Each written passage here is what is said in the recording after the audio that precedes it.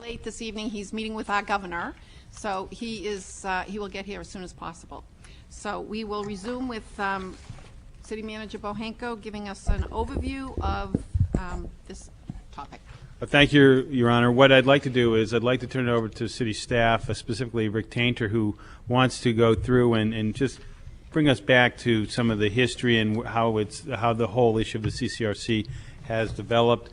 It's about a 10-minute presentation, and then we can get into some of the various discussions on the issue.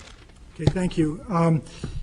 As I think everyone is aware, what we have here is something that was initiated as a request for a rezoning to the City Council. The City Council, as is required by our ordinances, referred that to the Planning Board for a review and recommendation, and over a couple of years, which ended with the process of the comprehensive revision of the zoning ordinance, developed a revised ordinance for the continuing care retirement community.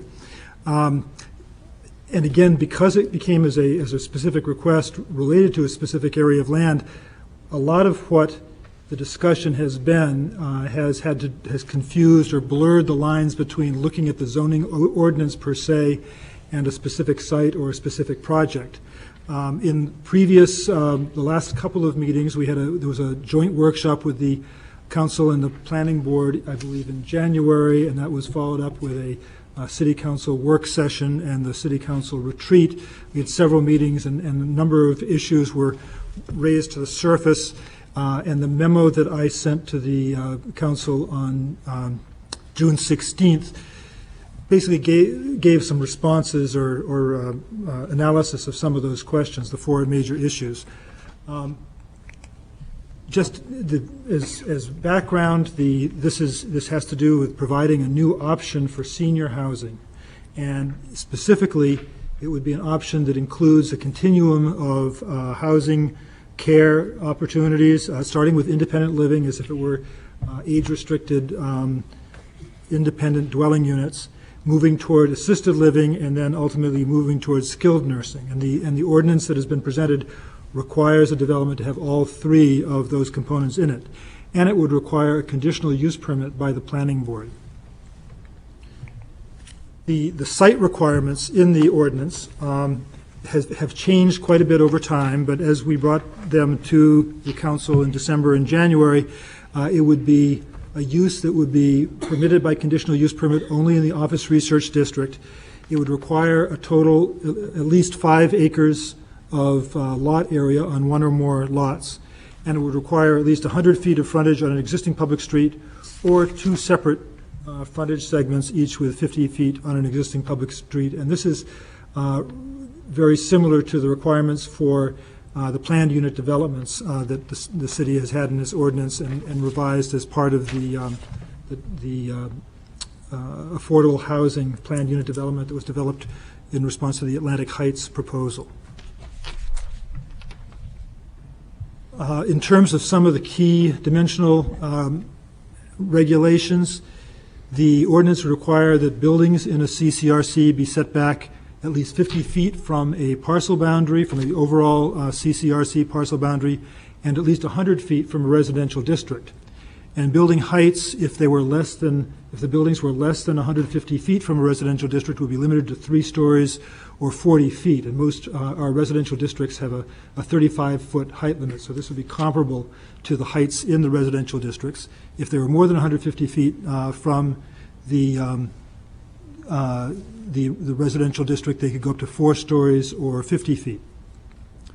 And at least 50% of the building perimeters would have to be livable space. You couldn't just have blank walls or parking garages on the first floor.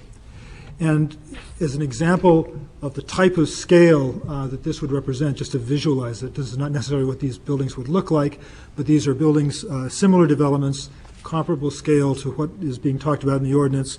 There's this example from Danvers, Massachusetts, and then a couple of examples from Brookline and Watertown, Massachusetts. Again, they're the scale of up to 4 stories, 50 feet.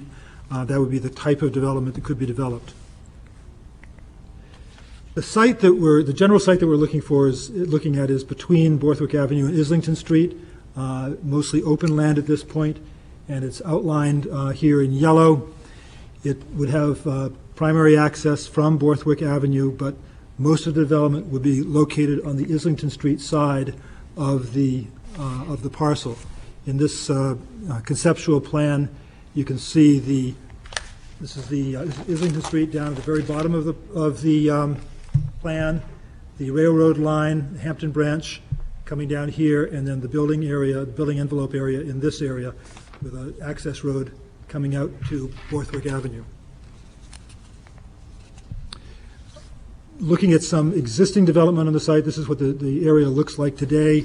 You can see that the existing farm-type buildings on the parcel are about 175 feet from the nearest residences, and they're set about 120 feet back from the rail line, which is the zoning district boundary. So that's comparable to what the zoning ordinance would allow. And this is the conceptual site plan overlaid on the existing conditions photographs. So you get a sense of how that proposed development would relate to existing development on the Islington Street neighborhood. One of the issues that has come up was very important in a lot of the discussion throughout the process. It had to do with access and circulation. There's concern on the neighborhood side that if the primary access were from the Islington Street side, that would be an unacceptable addition to traffic along Islington Street. On the other hand, there's concern from the city side that forcing all the traffic to go out to Borthwick Avenue would create some public safety concerns because of the length of the access road. And also, it kind of separates the neighborhood from the adjoining residential neighborhood. And so you're kind of isolating this new concentration of residents. The planning board and planning staff and city staff were concerned to have two access points to the site, partly because city policy, subdivision regulations, site plan regulations call for a maximum cul-de-sac length of 500 feet, and the proposed access road from Borthwick Avenue is at least approximately three times that and even more. So there was concern about the length of that, particularly serving a development of this scale, and particularly because it crosses a somewhat active railroad line. So there was concern about public safety within the development if for some reason that railroad line were closed off. The ordinance specifies that if the roads within the development are private, that the sufficient right-of-way should be reserved so that if a public street were required in the future for any reason, it could be created within the design of the development. As part of this, we also, and I talked about this in the memo to the council, we were asked at our last meeting with you to look at potential alternative access ways into the site, see if we can get a second access somewhere else other than from the existing access on WBBX Road. And we looked at three alternatives, all of which were much longer, much more extensive, would require extensive use of city property, in at least, I think in all three cases, and would have posed significant environmental concerns. So none of them seem to offer any advantages over an access straight to Islington Street.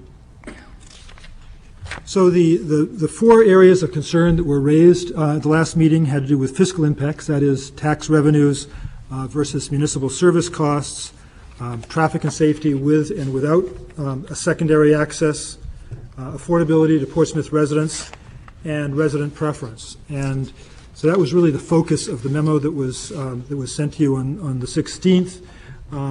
We've looked at, the city staff have looked at the fiscal impact analysis. It does appear that the net revenues to the city from a CCRC would exceed the net revenues of an office development on the site, given the assumptions that went into the build-out analysis. It's unclear what the long-term net revenues would be. because of the method of assessing would change over time, although it does appear that they would still be significantly positive net revenues.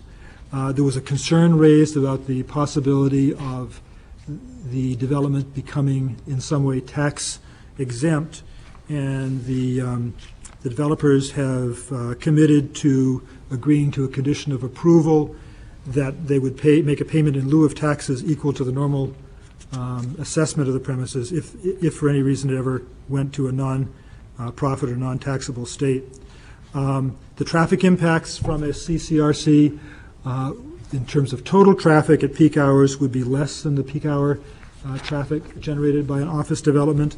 But the studies that have been done to this point have only focused on a single axis, have not looked at the two-access way possibility, and that type of analysis would be part of an application to the planning board for a conditional use permit.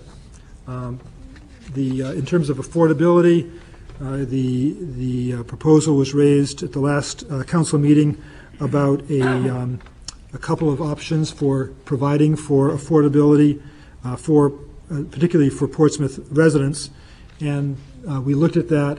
It seems that those would be possible to implement early on. We're concerned about the ability to monitor that and enforce that over time, and particularly the cost, the requirement for staff to do that type of monitoring and enforcement. And the same is true with resident preference.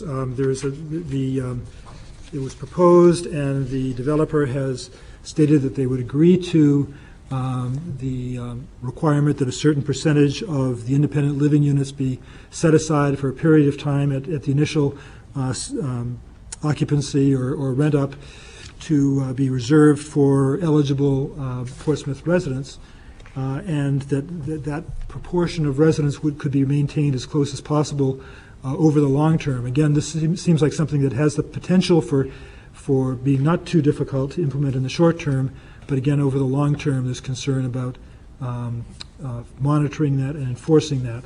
Again, the requirement for staff is an important thing to consider. So that is the background, and I hope that if there are any questions, during the meeting, I'm happy to answer them.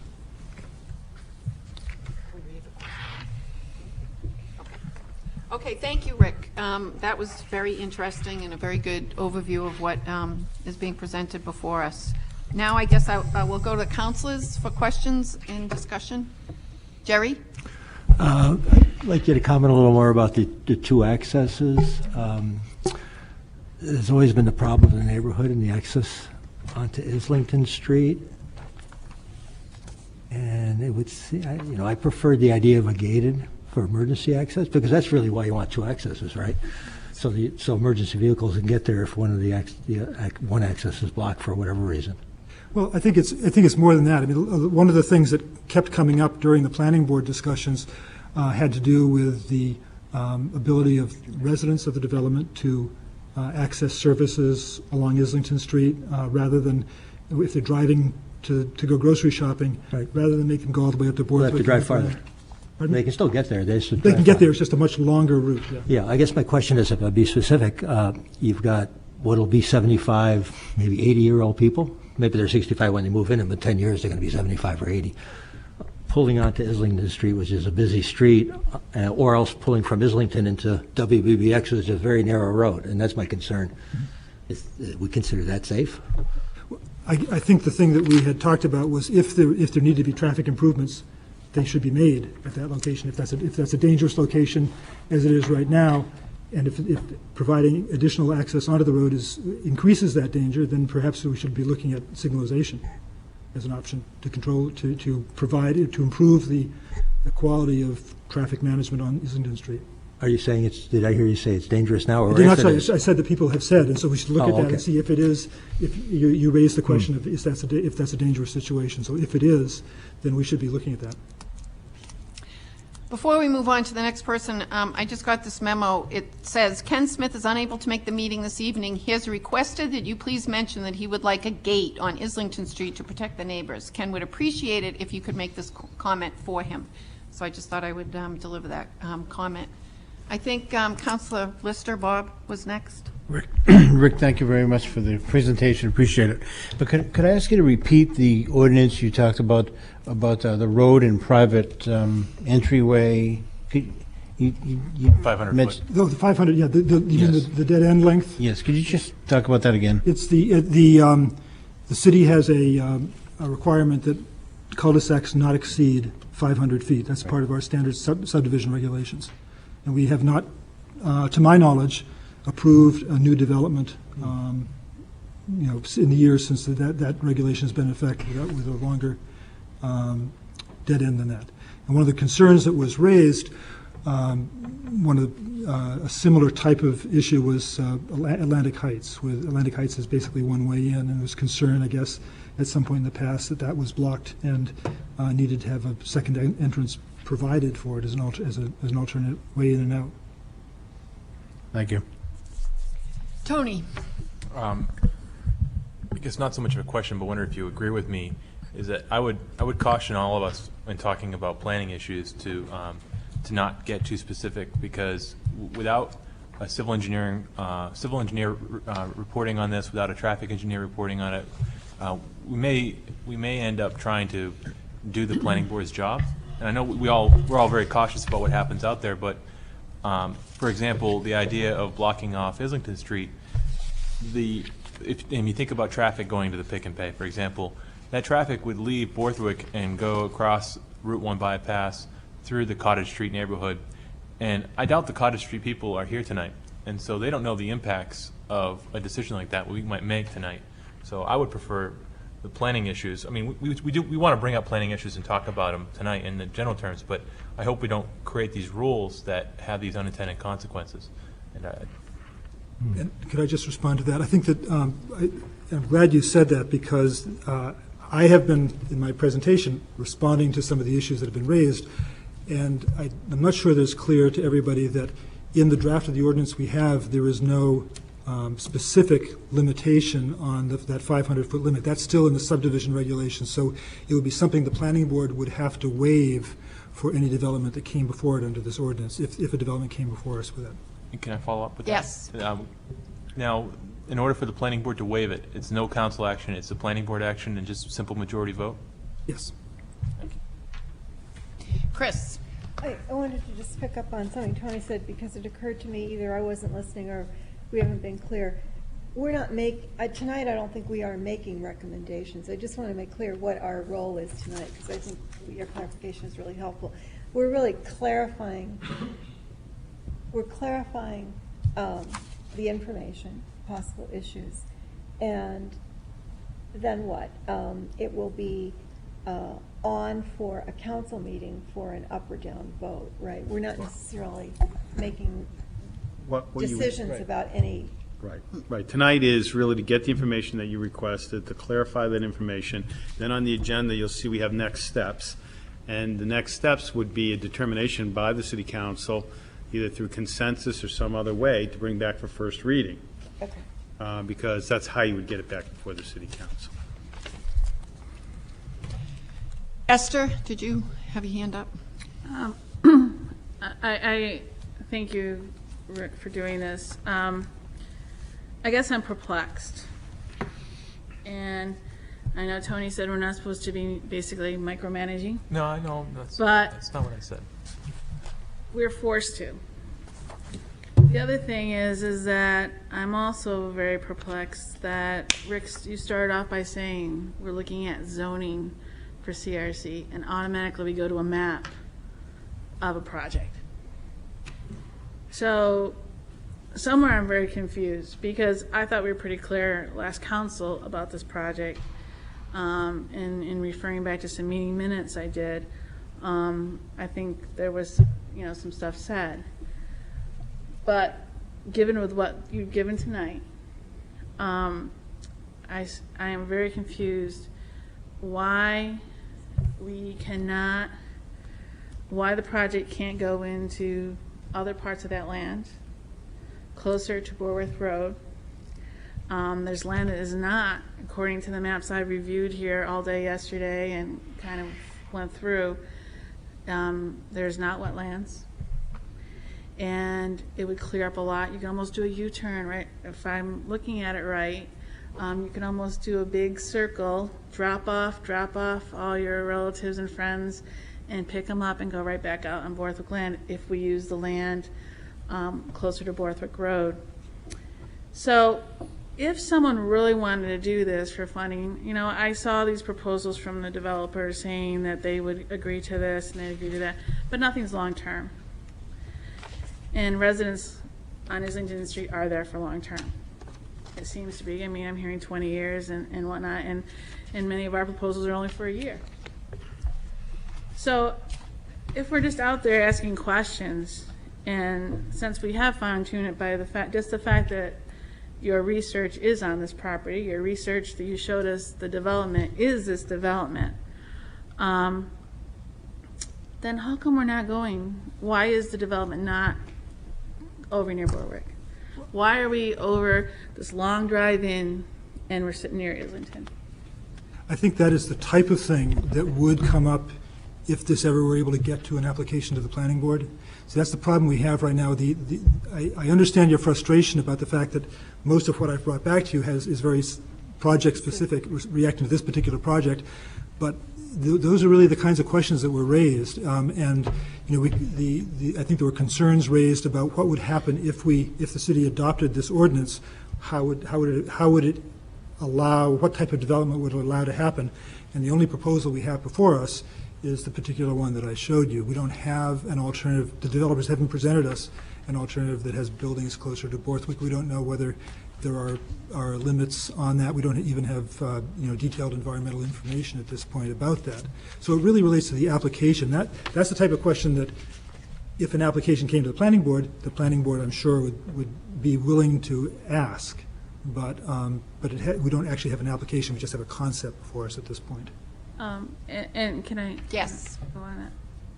And I guess my question is in looking at your figures and your information, so I can go and back and reference it, where did most of this come from? Like your financial figures and things? The fiscal impact analysis was done on behalf of the developer. They hired a consultant to do it.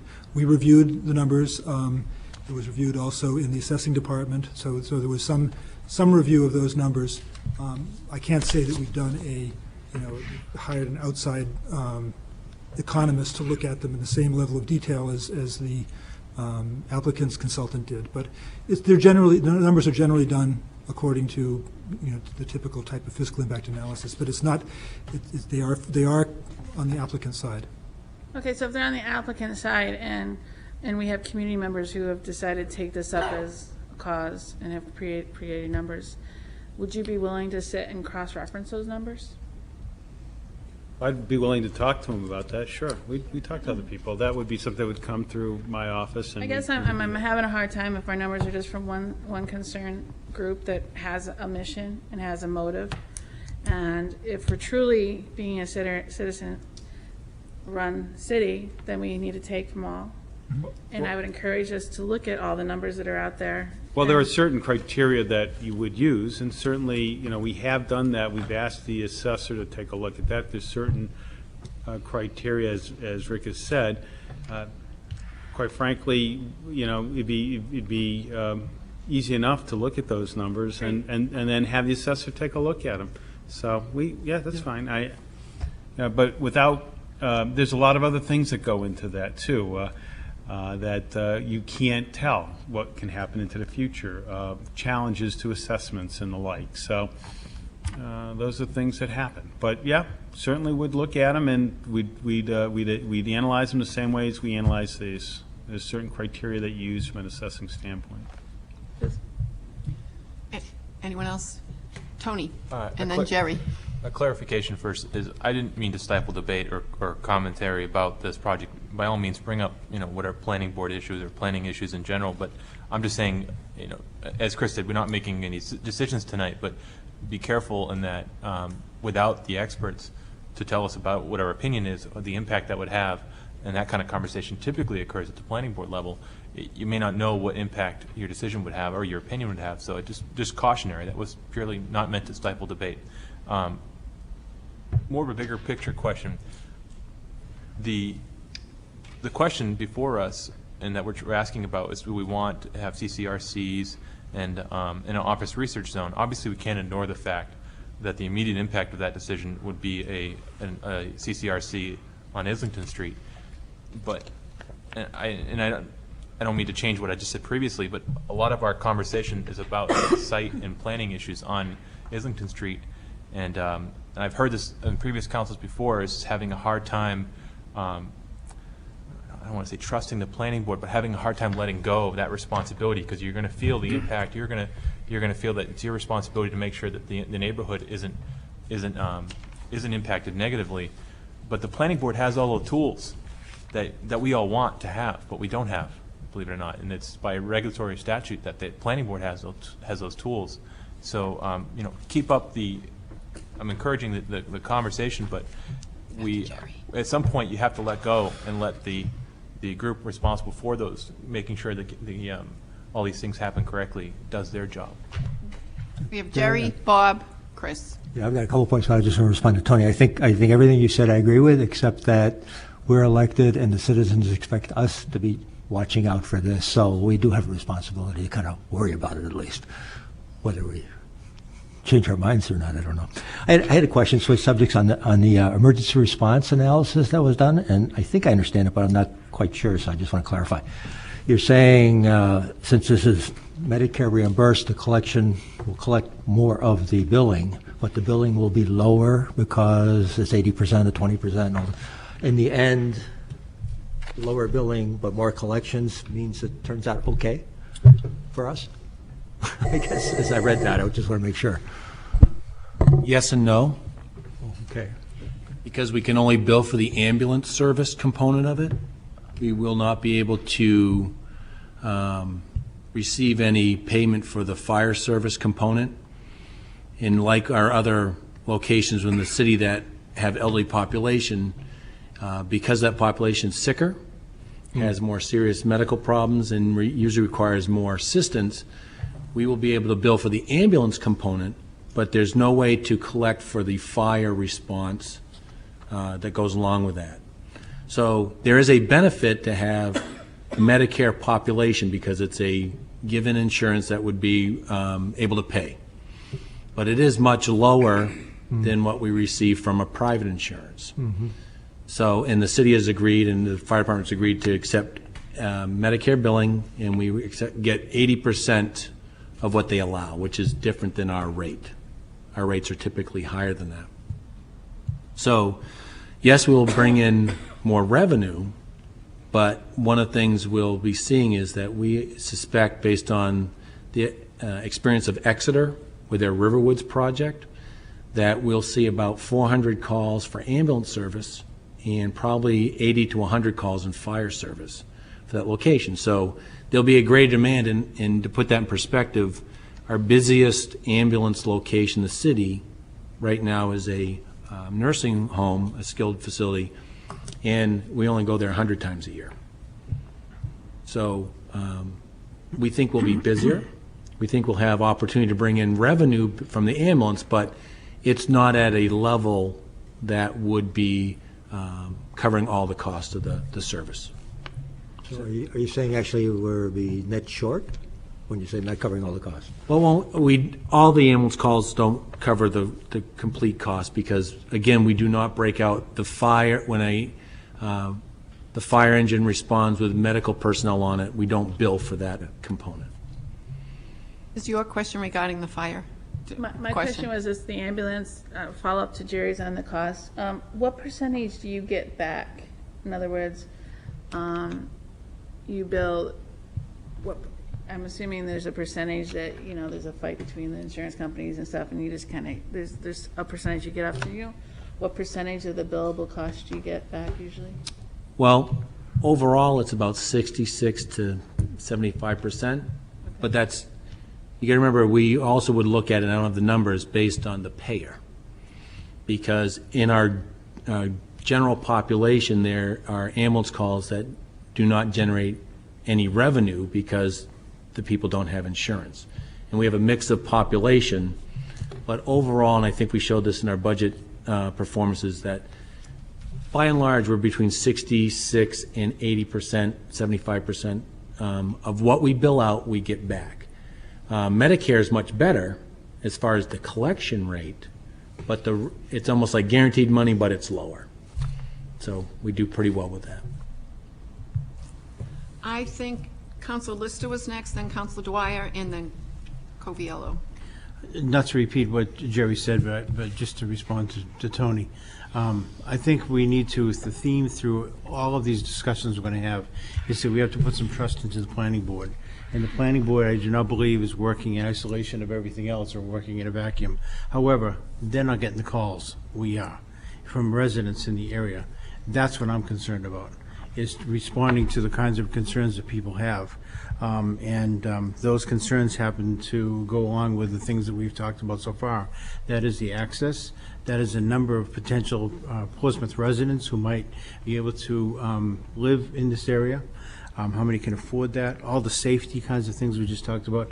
And a concern that I have, and that has the emphasis on the city services, medical and the hospital and the fire department, and those are some concerns that I hear over and over from people. And so I just bring those up. Council Dwyer. A question that I think will be for Rick, but based on the last couple of things, maybe, Rick, you could weave this into it. Because I was just thinking of, as Steve was talking, of course, if we had people scattered through the city, rather than in one place, I mean, we're all going to get, the population is aging, whether we gather people in one place or we scatter them around. So some of that is sort of part of the context, I think, that we have to think about. And but here's my question, and it goes back to both what Tony and Esther were talking about, and this continuing. Excuse me, Counselor, could you speak? Oh, I'm sorry. This continuing difficulty that we've all had in sorting out zoning from site review. I wondered if, Rick, you could go through the issues that are here and just identify for us which are issues that have come up because of this site, and which are issues that we should be addressing that are true of this as a zoning initiative, or how you would parse each of these, just so, because, you know, we're going to be trying to keep our, I absolutely agree with people that the fact that this is an instantiation of the first thing, we can't get it out of our minds. But if you could help us sort through each of these and say, all right, here's what you should worry about when this becomes zoning, because if this was in office research, you know, somewhere else, we would be worrying about this issue. We're worrying about this because it's just related to this site. You know what I'm asking, just so we're all on the same page with that, and we don't have to kind of keep arguing those points. Well, I think it's pretty easy to break that down. I think that the fiscal impact issue would come up wherever you were, because what we're doing is we're talking about providing a residential development option in a district that otherwise is limited to office research uses. So the choice is, you know, what is the fiscal impact of the residential use versus the office use? And at this moment in time, and on this particular, well, partly in this particular site, but I think really at this moment in time, the residential development is a more profitable approach for development than the office use, and that's why this is really here, is because this land has not been developed, for whatever reason. Maybe it's something to do with the land itself, but probably it has to do with the office market. It hasn't been developed for the office uses that we've zoned it for a number of years, and therefore a landowner wants to come in and develop it for residential use. So that probably would come up in any site. So that's really the nature of the zoning. I think that the traffic impacts, the traffic and safety issues are very specific to this site. I think that because of the way the development is sited on this large parcel and because of neighborhood opposition to having the development have access through the neighborhood, that has created this whole discussion. So I think in most cases, in most office research districts, that might not be the case, because the office research, the developable land in the other office research districts is close to the road. So I think that wouldn't be an issue. And then the affordability and resident preference, I think, could come up for any CCRC. It's not specific to this site at all. It has to do with the nature of the type of development, being a development that is really aimed at the more affluent population. And so there's a concern that people who've lived in Portsmouth for a long time, I mean, there's clearly a broad cross-section of people in Portsmouth, but a lot of people who've been living in their homes for a long time, aging in place, might not have the incomes or the capital, the equity, to be able to move into that to this type of development. So I would say that 3 out of the 4 issues, it's general, and that one traffic issue is specific to the site. Councilor Dwyer. Oh, well, just And thanks to Assistant Mayor Novelin Claiborne. following up on that, would you suggest then, as we make our, again, based on what Tony said earlier, as we make our decisions about moving it forward, we should really be reviewing we should be taking into account 3 of the 4 issues and leaving the 4th for site review? I could say that, but I'm not sure you could Maybe you'll internally answer. do that. I mean, I think it's the elephant in the room. I don't Okay. think. Tony? Rick, would it be appropriate to have this designed at this point with a civil engineer and a traffic engineer to give us a report back on all the impacts of gating it, access way? Would it be appropriate to have that at this point? To fully design, and also to talk to Councilor Kennedy's concern about why the buildings Right. couldn't be developed in another part of the site and so forth. Well, I think that the difficulty with that is you're basically having a development go through the entire site plan review process before they even know whether the zoning is going to be available to them. And it's making it a very, very, much more speculative development. And this is the reason why I said what I said earlier, is I can't make a decision about gating, about where to put a building until I have those questions answered. And based upon our planning director saying that it'd be inappropriate at this level of review to have a professionally designed done at this point, I can't make a decision on that. That's all I was saying earlier. And if I can follow up with a second Sure. question. The ambulance calls, you said it was percentage of what you bill was about between 60 and what was it? What we receive in revenues, we collect about Sorry. 66 to 80%, depending on the year. To what you billed, right? Yep. And how about cost? How does cost reflect? Are you billing at cost, or are you trying to? Is it the department that try to make revenue on that? Well, it's kind of complicated. What we do is we have Medicare has established rates, industry rates. And we typically charge above that rate to allow for parts that we cannot collect. And that's approved by the council every year. Now, as far as individual cost per call, the challenge is, and we've tried to do this in different matrices, is that we assign a certain amount of people to the ambulances per shift. But depending on the call volume and the complexity, like an accident, motor vehicle accident might require 2 engines in an ambulance. Yeah. And we may not get that, so to say how much that single call costs the city versus me getting a cut finger and the ambulance coming, the calls vary. So It's a complicated answer. right. I got So you. what we Yeah. end up doing is we bring in a certain amount of money per year based on what's acceptable and what's approved, and then it goes back, part offsets our budget, if you will. So I don't know if it's a profit, but it's a city service that has an ability to bring in revenue to offset its cost. Is it reasonable to say that when you charge more for that service than the Medicare or the Medicare rate, let's say, that it might be charged off to an insurance carrier that does pay at the rate that you charge? That's sort of the hope. I get it. Councilor Kennedy? I think going back to this situation that I'm still perplexed at, and what Tony just said, the planning board, you said, is supposed to be doing some of this and some of this information. Yeah. We're already using. Esther, can you put your mic? Oh, sorry. Get it, because they're not going to get you at home. Yet, we're already using the developer's figures to make a decision. Because what you said earlier, most of the stuff came from the developer. So, it's already out there. We're already using them. That's what we're using. to make an educated decision. So if there's more information needed, maybe it needs to come from that direction, or maybe the city can do it. I don't know, but I think there needs to be more information, because I think that no matter how we look at it, we're looking at this project. We even probably think of a little bit of spot zoning, because we are. You know, I unless I'm missing something here, but that's the data we have.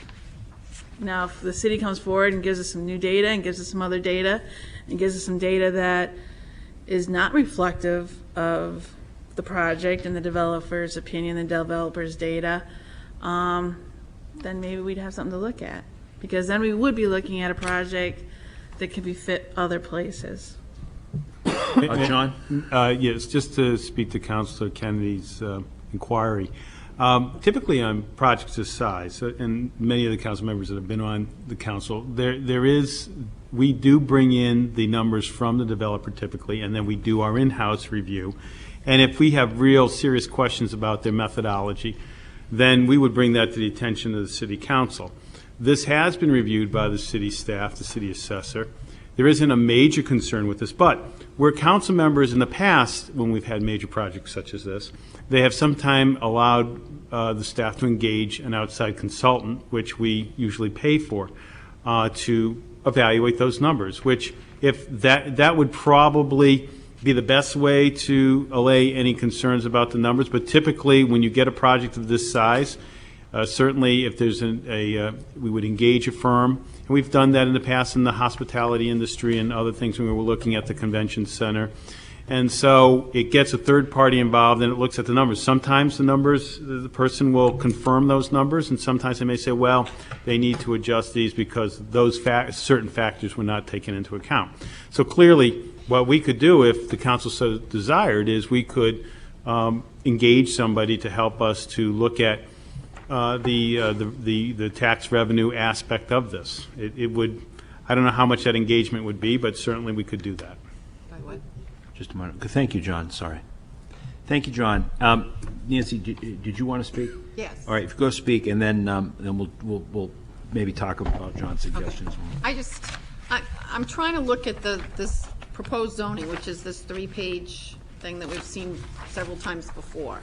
And I guess, without going on what you two were saying, this is what we have to approve, correct? So I guess what I would like to see in this is some of the elements we're talking about. For instance, one of the things I was concerned about was the affordability. So that, I think, should be in here. You know, any CCRC, no matter where it is, should have whatever we decide the affordability part of it should be, so that it is accessible to Portsmouth residents. And they do get either a 20% discount when they buy the unit or 30% discount off the monthly fee. So, I mean, that, to me, is what needs to be in here. Based on what we see with this Islington Street entrance, I would like to see in here that any access to any CCRC does not affect an existing neighborhood. You know, I think that Islington Street idea is horrible. When you, I mean, I don't know if you've ever seen that WBBX road, but they say it's 10 feet wide. How are we going to have traffic coming in and out, and older people that might have a little more difficulty driving? I'm not saying that's always true, because I'm not the best driver in the world, but you know, you have older citizens that are going to be going in and out of there on a 10-foot road, you know. So I don't know how we put in this, we need to have accessibility, but not through a neighborhood, not through an existing neighborhood that is going to affect traffic and safety in that neighborhood. So that's something that needs to go in here, no matter where it is. I mean, let's say, you know, I don't know, let's say we put it in where I live in the Woodlands. You know, I want to make sure that that's not going to go through my neighbor's yard, the accessibility. Maybe if there was an accessibility point from an area that wouldn't affect the neighborhood. I mean, I'm not giving a good example. That's not a good example. But so I think that needs to be in here, something where neighborhoods aren't affected. So we need to look at what the zone is and then put these elements in there that we feel are important. Am I thinking that correctly? Well, does anybody else have Nancy's anything? just offered that. In terms of action and where we go from here or don't, we probably need to resolve as a council if there's enough general consensus to do certain things. So two that are in question right now, first would be if for some reason the data set is not as complete as some councilors would like, then do we engage a consultant to take that active step to continue our deliberation and look at that? How are people feeling about that? Chris? In general, I think that's a good strategy. As it applies here, it confuses me because I certainly agree that when it comes time to site review, not for zoning, but when it comes time to site review, having an independent consultant looking at traffic impact, I think is a useful thing. I think it would be very useful because, as everybody knows, I've said this the whole time, I mean, traffic impact studies are like so much more art than science, so I think it's a really helpful thing to have an independent look on that. That's not what we're about tonight, though. I have a real hard time thinking why we need an independent look on what our assessor thinks taxes are off a value of a building. I mean, that seems to me to be, you get the value of the building, you calculate the taxes, and I can't think of who could be a better person to reflect on that than our city assessor. So I don't see how the need for independent applies to that one, but I would in the future think that independent reviews of traffic impacts are a good thing. And, even though I normally don't do things like this, I might suggest we even go, that might be a way to address Nancy's concern, that rather than try to put so many details into a zoning thing, when, as you started to kind of flounder around a little, it's really hard to figure out how it would apply. Maybe an independent traffic and safety expert is something that goes along with, is one of the conditions that the planning board could oversee. So at this point, all right, hearing that, we've heard one counselor speak, maybe two on maybe three on consultants or the lack thereof. The point really is are we going to bring this thing forward for a vote? Do we have enough people to do that, to vote this thing up or down, or do we need to edit it some more and make some more changes? So anyone else care to speak to the consultant issue? Jerry. Yeah, we requested this in the last work session way back when, and I think at the retreat, our assessor made a presentation, and I was satisfied with that presentation. Okay. I thought it was quite thorough. Presumably she did a lot of work. She sounded very knowledgeable on the subject, and she said, I think that the assessment actually could be a little higher than what was forecast. She's conservative, right? But it was about the same number. Yeah. Yep. So the number to me is about right. Okay. Are there items with, yes, Tony? Go ahead. To answer your question, Yeah. I think I would agree that I think these type of facilities tend to be quite large, and it might be good to have an independent traffic engineer, one hired by the city, reviewing these type of developments. Okay, so the question, I'll just talk to John for a moment and or others, is in terms of process, where does that go? If that is something that we would send as a recommendation to the planning board that they engage in, if we vote the zoning and they engage in site review, is that the point in time at which that would take place, or when would it take place? Well, let me just, when I mentioned the issue of consult, I just want to clarify one thing. I just want to make sure the council knew that those were the tools available to, if you were not comfortable with the data you had in this report, then, and what I'm hearing, you are comfortable with certain parts of the data, but there are other parts such as traffic that you're not. Typically what would happen is if we felt that we needed an independent, that would be working for the planning department with the planning board. I would believe that's correct, right, Rick? Yes. And so we would engage that person to work on behalf of the city. Now, who would pay for it? That would be something we would have to discuss further on, and that might even be the applicant. But we would have our own independent review. Tony? Yes, to be more clear, my suggestion would be to move this forward as a council to vote on.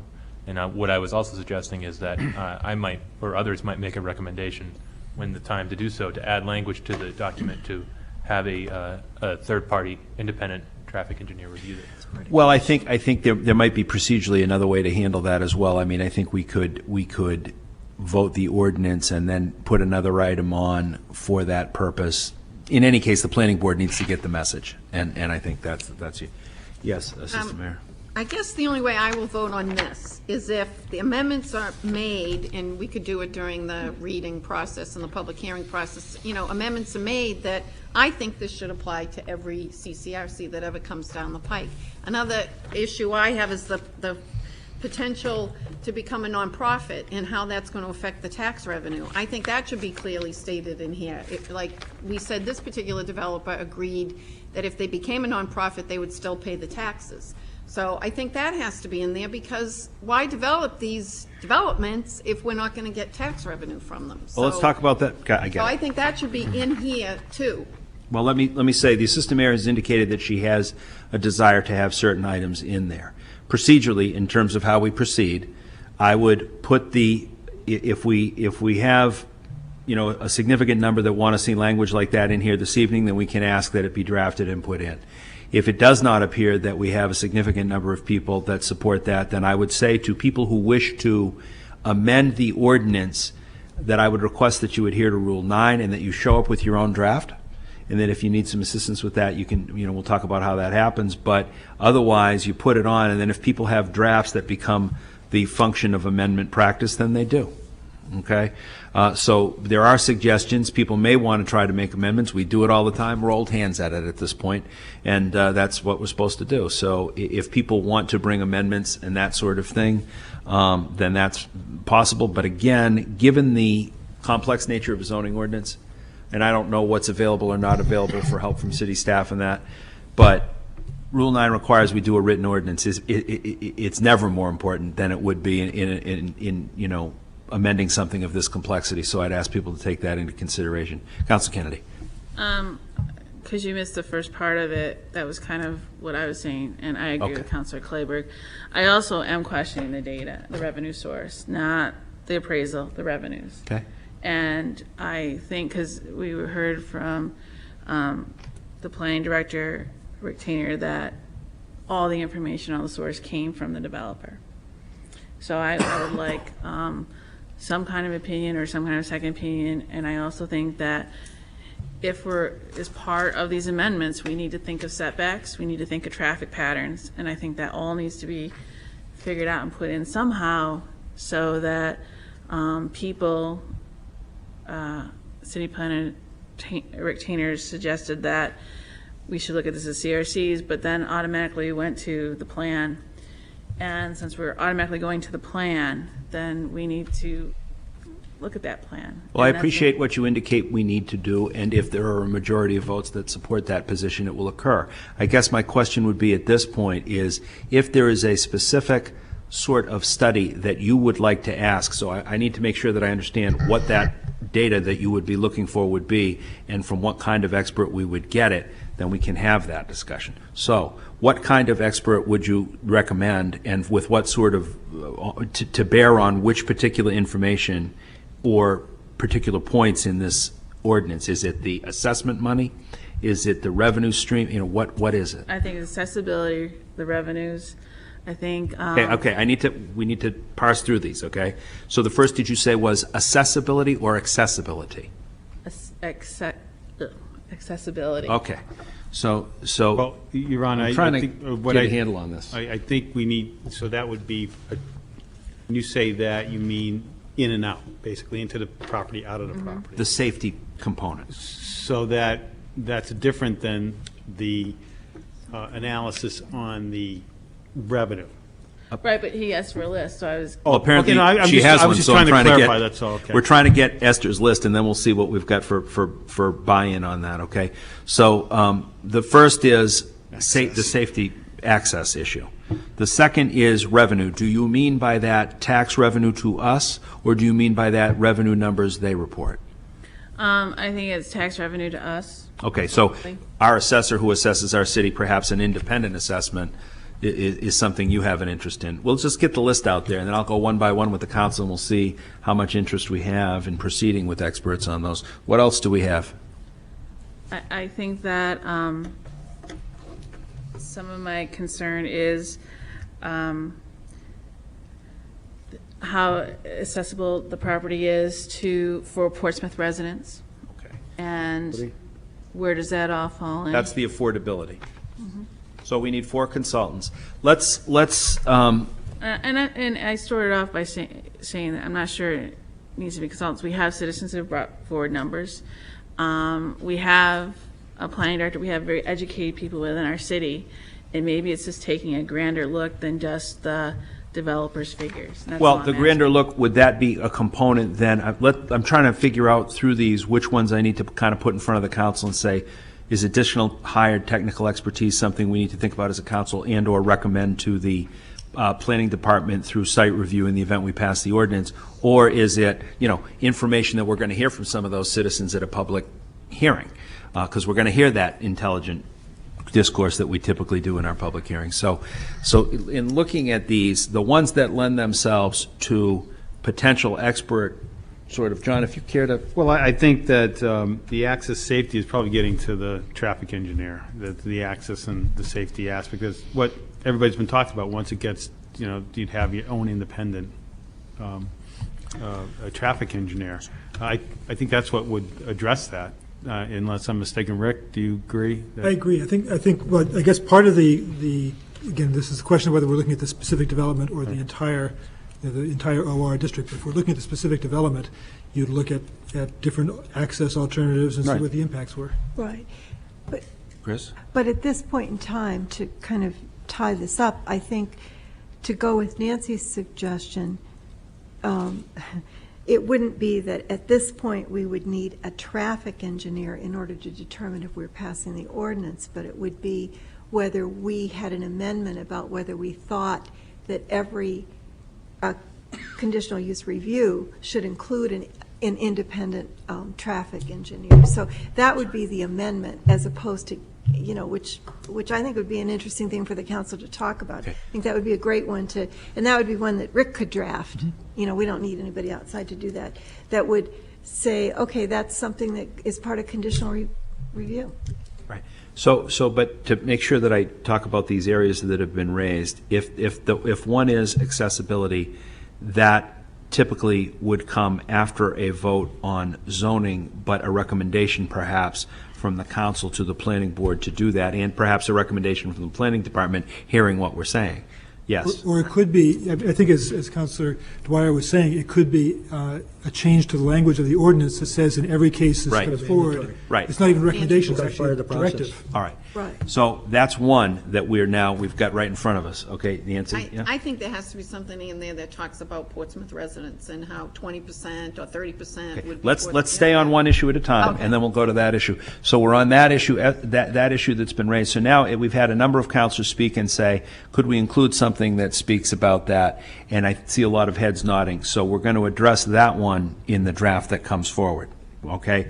Now, let's go on. Now, you still may want to obviously make a recommendation or hear from citizens and so forth and say, they still need to do something at site review. We can consider how we might vote on that. John, what was the next one on that? Well, there list? were 3 that I have. Yeah. The access safety issue, the All right. the issue on revenues, tax revenues that was concerned Okay. to confirm those numbers, and affordability for residents. Those are the 3 things I heard. I might have missed one. So Fiscal impact. fiscal impact for the actual departments. Okay. So that would be revenue and fiscal impact. So those. Those might not or might be the same No, sort of they're consultant. I separate. don't think they are they? No, they're separate. I mean, I don't think we want to make this too complicated. I Right. think when I said that, I was giving an example of how we dealt with this in the past. If the council wanted to, it could engage somebody. We could even put that in the ordinance, that something within the ordinance that has a catch-all that in these zones, in this zone, that the planning board would be able to engage at cost to the developer, all necessary experts to analyze the effects, so that it would be able to then bring in those people on an independent basis. Okay.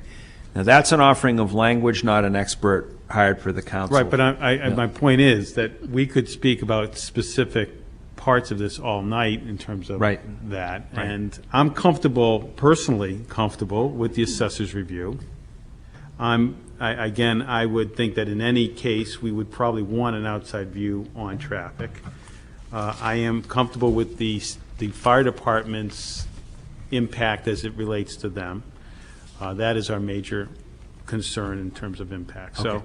those areas I'm comfortable with. I mean, if the council isn't, I just offered up a way to get another. So on revenue, I mean, we have language that might address a catch-all opportunity, but not a hiring of an expert for the council.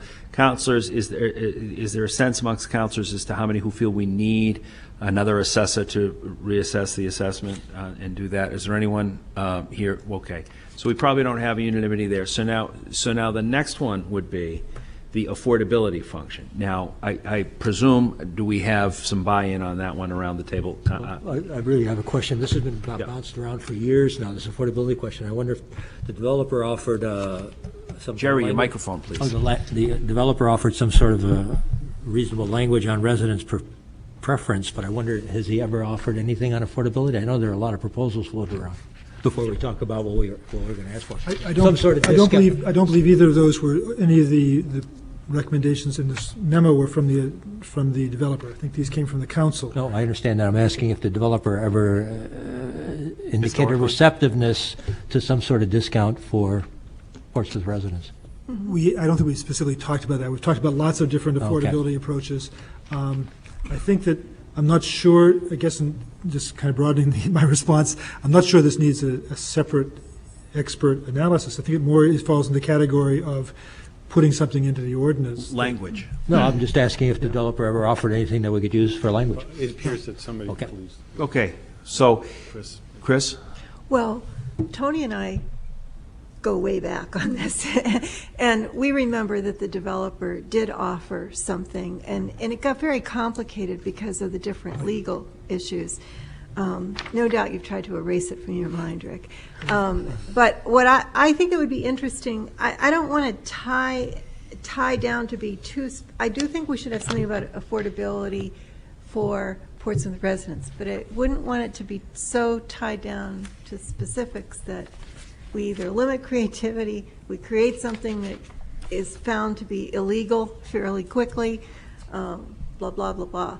But we have some, again, whether it's part of the conditional review or something in there that triggers that off. But there were so many problems, legal issues that were, because as a planning board, we went through a whole series of offerings to how to get at affordability, and it was really our legal department that usually said, that's not going to work, that's not going to work, that's not going to work.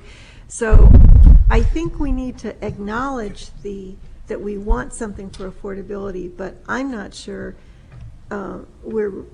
we can ourselves figure out what that is. Well, let me just do this, speaking to that, and knowing that that's the assistant mayor's concern as well, and Bob, knowing that you want to speak as well. Do you want to speak on affordability?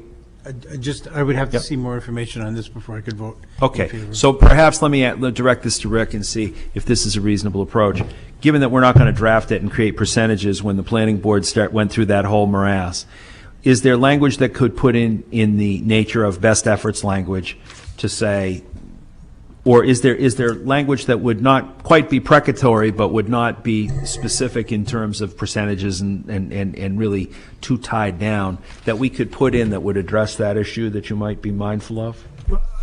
I think you could. It would be that would be in the nature of guidance to the planning board. It really wouldn't be, because it would be undefined. It would not be up to the planning board's best judgment. I mean, you could put language in that had a percentage and just not specify how that percentage was to be achieved.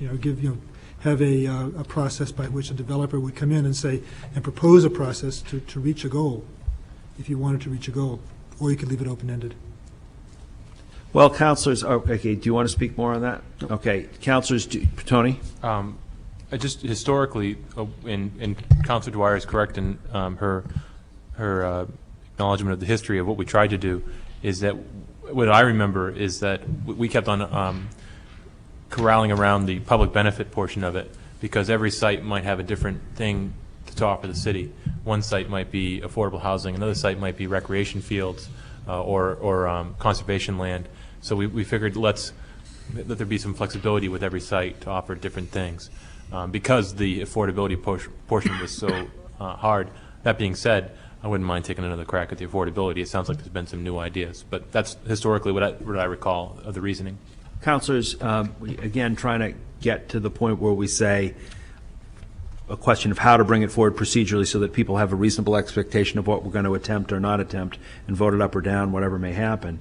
Do we feel comfortable asking Rick to look at something like some sort of affordability criteria? I don't know if it would be a density bonus or something that doesn't get down to X percent of this development shall be X. Because as Tony says, and if Chris have said, if it's site-specific and there are other opportunities, it might be access to water, it might be, goodness knows what it might be, then we don't want to tie ourselves down to X percentage of X houses. You've heard enough of this. Do you feel like you could proceed with osmosis and come back with something? Chris? Well, and the one thing I think is different that I don't believe we talked about before, and I don't know if it's legal or not, that I think Councillor Claber introduces is affordability for Portsmouth residents. Now, that may trigger off all kinds of, that may make Bob Sullivan go crazy because that may be tying two difficult things together and making it even more difficult. But I think that is what you've introduced and what this introduces. It's a nuance of what we had not talked about before. Rick? And I think that what's different also here is a change in what we're talking about in terms of affordability. What the concepts we're talking about are really a discount for Portsmouth residents. What we were having trouble with was trying to make a type of development that's inherently fairly expensive into an affordable development, and the numbers just didn't work because so much of the cost of this type of development has to do with services and not just housing. And so the concept has been put forth in terms of having some percentage reduction for Portsmouth residents. It doesn't make it necessarily make it affordable and according to a definition of affordability, but makes it gives it a little benefit to Portsmouth residents. That's good. Okay, Tony? And I know we've heard this before, but one thing to recall is that some people I've heard asking for is they want to bring their elderly parents to the city, and those wouldn't be residents per se. So we'd be providing a benefit to our residents by allowing them to bring their parents here. And hopefully that wouldn't be missed in something like this. And you can see why it gets so complicated trying to do this. Easily. Assistant Mayor? I guess when we were at that wastewater treatment meeting the other night, and they talked about how the water bill can't go up more than 2% of what the median income of the residents are, and it's $59,000 in Portsmouth. So, that's not real high. And I just am opposed to continuing to build these developments and not allowing our own residents to be able to afford to live in them. So, I know it says here where he has the 20% off the unit entrance fee or 30% off the condo fee. It does say here that it's included, he would include it in the development agreement, but would be difficult for the city to monitor and enforce over time. So, there obviously are challenges to trying to do that, but I think we should really strive to do that or to come up with some kind of a formula so that our, lower to middle income residents can afford to live in any of these communities wherever they are, not just the Borthwick Village, but wherever they are. I think we need to think about that. And I think I wasn't surprised to hear the 59,000, but we're not a high income community, and so if we're going to build high income elderly housing, it's not really fair to the other residents in Portsmouth.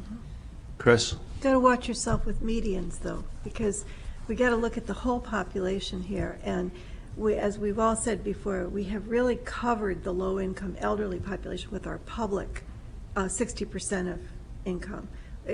Those are restricted for that. What we haven't really covered is the middle and above. So, you want to think about the median a little bit differently if you feel that you've taken off the bottom quintile or quartile. So it slides up a little bit and you think about it differently. Tony? This conversation I recall the question I asked before, and I got an answer. I apologize. I can't remember what the answer was. Who is paying the taxes? The individual tenant, I'll call him, or the property owner? And my question is loaded because I'm wondering, can people then apply for abatements? I believe the property owner. I believe so. I believe the overall property is paying. I believe that's Part of the fee, right? It's incorporated in the fee. Okay, so it'd be one taxpayer per se. Yep. Okay. Esther? I guess Councilor Dwyer brought up another question. And my question is, given the aging population and the aging population in particular of Portsmouth and the people moving to Portsmouth, have we really covered our lower economic with what we have here? Or how long are our waiting lists? Because I know in other places firsthand that there's some pretty long waiting lists. That'd be a question I'd have. Chris? Well, one of the challenges with that, because it's been an interesting question, I think, is that for our subsidized housing, you cannot restrict to Portsmouth residents, right? Correct. So that really makes it really so hard to figure that out, because that's part of the deal. I mean, because that was one of the things, remember, we all were interested in when the last time they came to us for the Lafayette School, but they legally can't do that. It's federal law, it's equal protection. I mean, I guess I'll just raise one question about this as we talk about serving various needs. Clearly, we have a lot of public housing in Portsmouth, more than most surrounding communities. And then the question is, does someone who lives on Pleasant Point have sufficient equity to buy a house or to buy into this? I think they do. Does someone who lives on Newcastle Ave have sufficient equity to buy in? Do some of the Woodlands houses have that ability? Little Harbor Road. So I suspect there are Portsmouth residents who are probably in a position to buy into that facility, and indeed where we have many, many units of elderly housing for lower income and for other incomes. This is a market that we need to wonder about whether it's served. Yeah. I've often felt every time we brought this up, and I used to bring this up a lot way back when, is we're mixing up affordable housing, indicating lower income people perhaps. Right. To me, this was always a question of, this is a person that owns a home in Portsmouth, moving. So by definition, they're a homeowner already. They're probably not a low income person. They're an average person. And this should be affordable to the median homeowner. Who sells which their is house. not Which maybe the discount gets at, which maybe maybe does now assistant. That's the idea of this discount, because the price was a little high compared to the median price of a home. At this point, and I was just guilty of it myself, we're starting to argue the case, and I guess the point is, if it appears that unless people, and I invite people to offer additional things we might consider, there are clearly areas of disagreement, and I think the one thing that we're going to have to make sure that we do is make sure that people who either don't support components of this bring their amendments, and make sure that the amendments are tooled out in advance. Now, in terms of logistics, this is going to be on for the 21st of July, is that right? That's up to you. Well, I think we might want a little bit more time than that, but. All right, so there's going to be time, and what I would suggest is, if it's possible that we get a new draft ordinance taking into consideration a few of the things that there appeared to be enough consensus to ask you to put it in, that people get that sufficiently in advance so that they have opportunity to draft. It's a lot different than getting your booklet on a Thursday and having to draft by Monday, because I don't think, given this, that's really fair. Yeah, Tony, then Esther. Would it, kind of a question for the city manager and the planning director, would it be appropriate for us to email the city manager our suggestions so it can be vetted by the planning director and the city attorney, so we have language that? You know what I would prefer for the city council to do, since I may not be around I won't be around for a week, I would prefer you to send them to the deputy city manager, and then she, since that's her area of responsibility, she then can parcel them out, if that's agreeable okay to her. Great. Esther. See, I don't even see us that close to even putting it on the agenda. I see us coming back with a draft, and we were asking a lot of changes. We're asking for a lot of information to be added and having another discussion. I see that we were asking a lot of things to be put into a draft zoning, and I see another discussion. I agree with her on that. Well, what we can do is see how he does and consider whether or not we need an additional work session for that purpose. My suggestion, Your Honor, would be this, if I might. Yep. That any council member that has suggestions that they need to put into that they want to see into the ordinance, that they either contact the deputy city manager directly by telephone or by email. Then maybe we try to get something to the city council for your August 2nd meeting, not for first reading, but as Councilor Kennedy said, to take a look at, and then try for first reading on August 16th. And then people have, now one thing I want to make sure that in terms of logistics, and maybe this is a proper question for Cindy, there were a couple of items that appeared to be enough unanimity of opinion so they could go in the ordinance in chief. And I think, Rick, I feel reasonably confident that he got those. Other councilors now are going to come up with things that are that we may not have had a unanimity of opinion or even what appeared to be a majority of opinion. So they're going to give you something, and then we're going to have to delineate those other writings so that when we bring it back before the council in August, we're going to have, this was sort of the rough working document. Here's an amendment that's favored by the assistant mayor. Here's an amendment that's favored by Councilor Kennedy and others. And then we'll see how we do at that work session as to what one eventually goes on an agenda at a point in time. And we'll be a little bit more tightened down than we are tonight, which is good. So. Read the city manager. Yeah. And what I would suggest, Deputy if City. it's agreeable, on these issues that are individual issues where there may not be consensus, I don't know that it'll make sense for staff to spend a lot of time drafting actual ordinance language unless that's the desire of the council. It may make more sense to come back with bulleted items because, and Rick might want to weigh in on this too. I mean, clearly adding an item on the traffic analysis, independent review, that's easy. The affordability, we can come up with some options for that, but some of these other things I think may not translate easily into ordinance language, and I guess I'd prefer to see some agreement on those before we spend time drafting. I think what we have here, and I'll be very honest and blunt about what I think we have. I think we have situations where some councilors are going to say, I want this change, which is different than what the general discussion has been, and they want it to be specific, and they want to vote it up or down as an amendment. And I think that's going to happen. So given, and I have no doubt in my mind that's going to happen. So my question then is, if the problem is a proliferation of, person-specific amendments that they want to see if they can get 5 votes for as we go through the potential voting of it at some point in time. And what you're saying is that's a lot different than drafting to a general consensus, and I appreciate that it is. I guess my question to the city manager might be, is well, if you've got a bunch of people who are going to have to write a technical redrafting, who does it and how? Well, what I would suggest, there seems to be a consensus on the affordability portion of this. And I know the definition, how you're talking about affordability. Discount. The issue on residential affordability and et cetera. So there seems to be a consensus there. So that's something we can work on. That's something that is substantive that we can work on. The other area that I think that was a major part of what we wanted to talk about. Now, I guess if we can find an area of that, what other area were you very interested in, any of the council members? I mean, I know, Tony, you said Councilor, you were going to be sending something in, or you might send something in. What area would you have, just as an example, would have tried to comment on? Well, it's funny. I don't think there's a consensus on the affordability thing. That's why. Sorry about that. Because I thought I heard from everybody. Let's try that again. Let's try it. How many people would like to see and I'll use the word discount as opposed to affordability. Do we think we have? How many people are interested in seeing something written on affordability in that ordinance? And again, not necessarily a specific formula.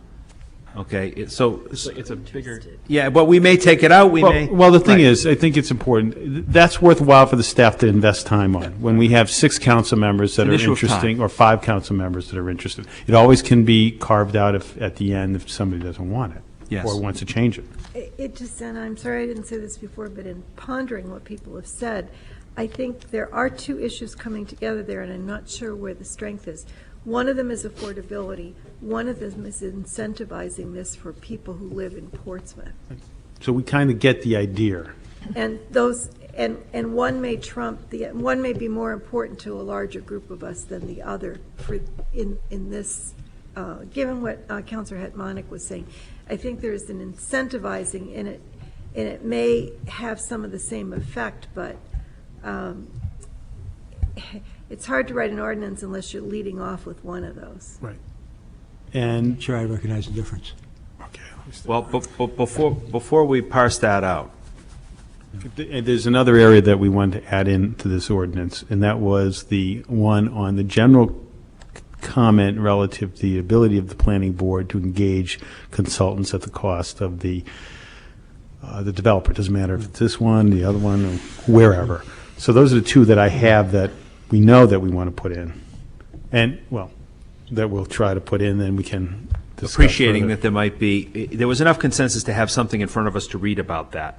And the idea is we're going to get this for another work session, so it's not like we're going to have to be ready to vote with hardcore motions and hardcore amendments in front of us. We do have time. Okay, so there's a couple that might be included in the general body. Now there's some that are more individual in nature, meaning there may not be the support of what seemingly seems to be 5 or more, at least for purposes of discussion. How do we deal with those procedurally? That's the question I'm after. So Esther, we'll go with you first. Well, I think that the other thing I think, and I'm not sure how to write it in, so, but I really am questioning the fiscal impact. Now, when you say fiscal, you mean the fiscal impact on the departments? Yeah. Okay. And what does that look like? And I'm not sure how you write it into the zoning, and I'm not sure if there's precedent to writing that in the zoning, but that would be something I would ask.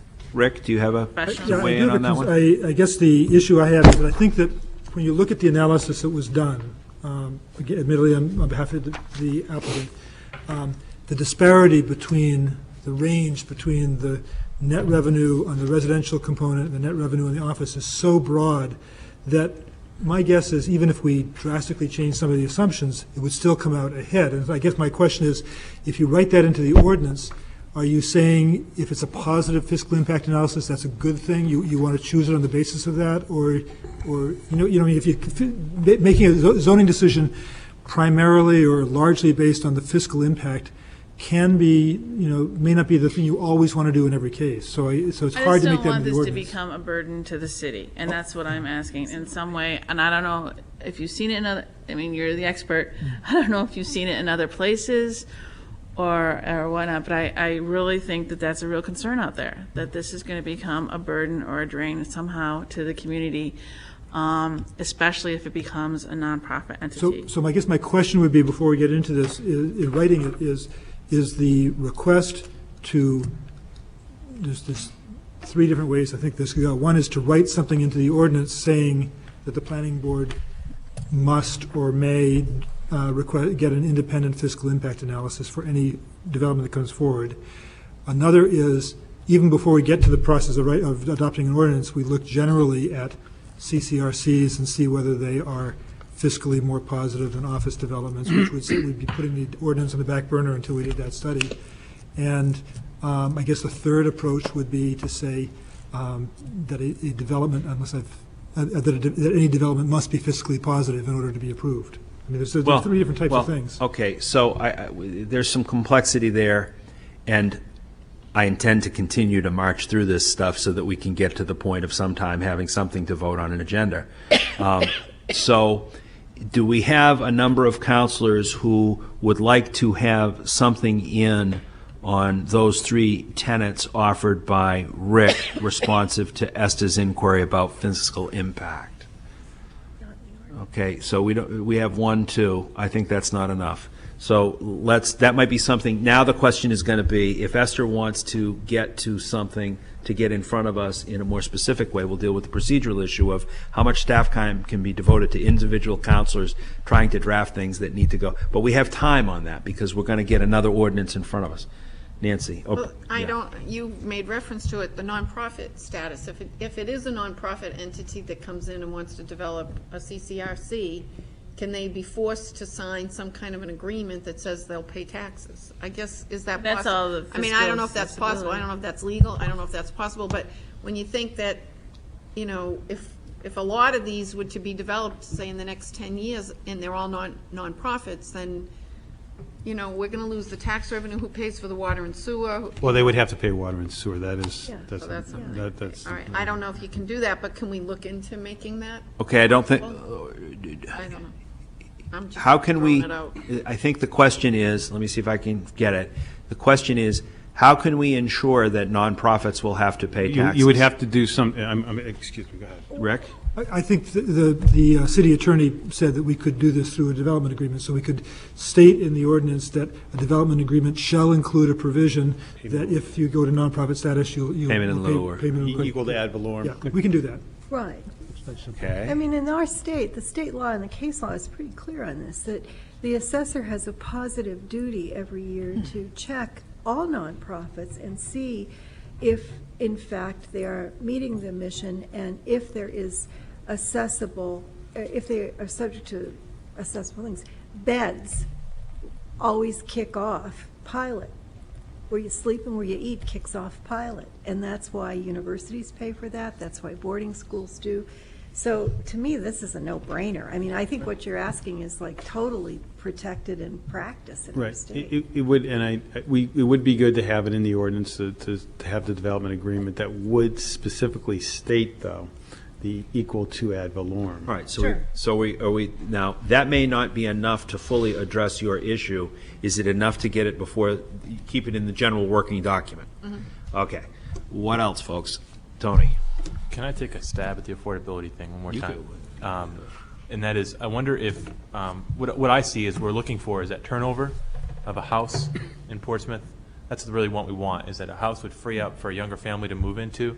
So I wonder if the language we're looking for is something that they get this benefit, whatever it be, either the percentage off every month's fee or the one-time initiation entrance fee, is that they have to be selling a condominium or a home in Portsmouth.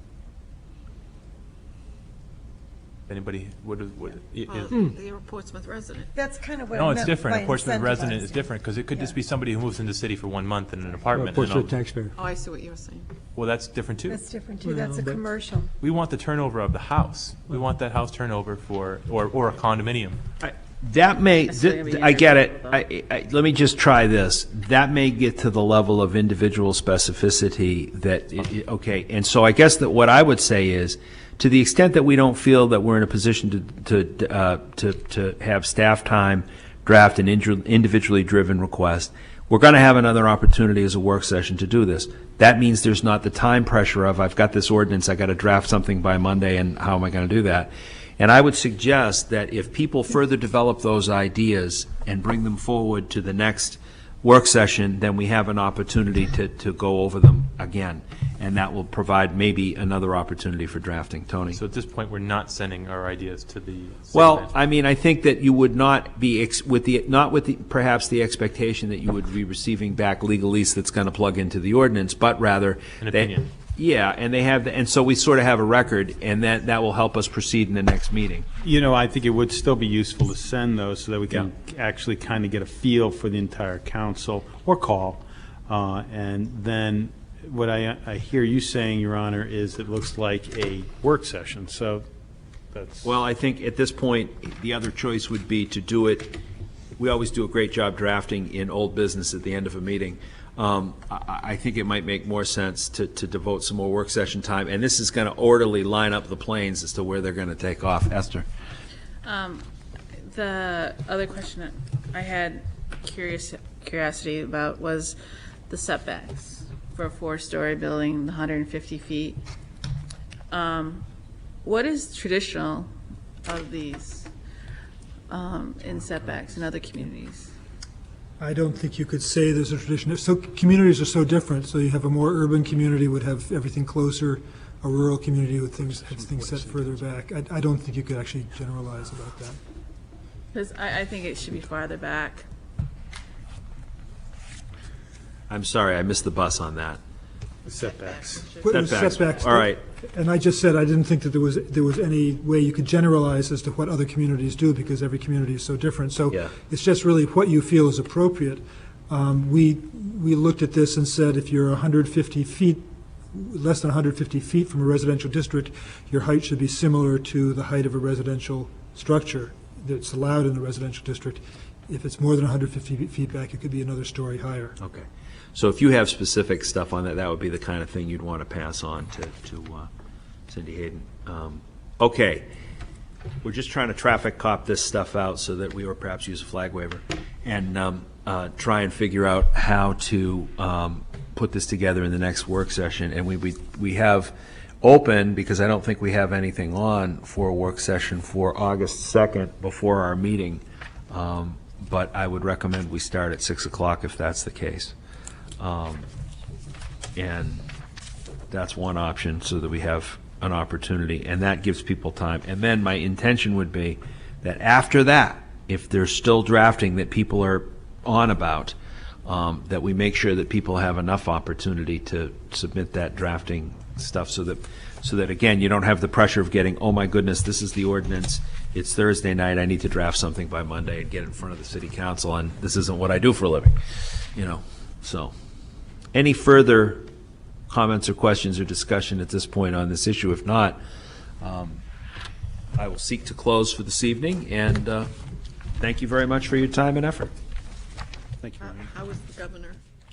Governor was lovely.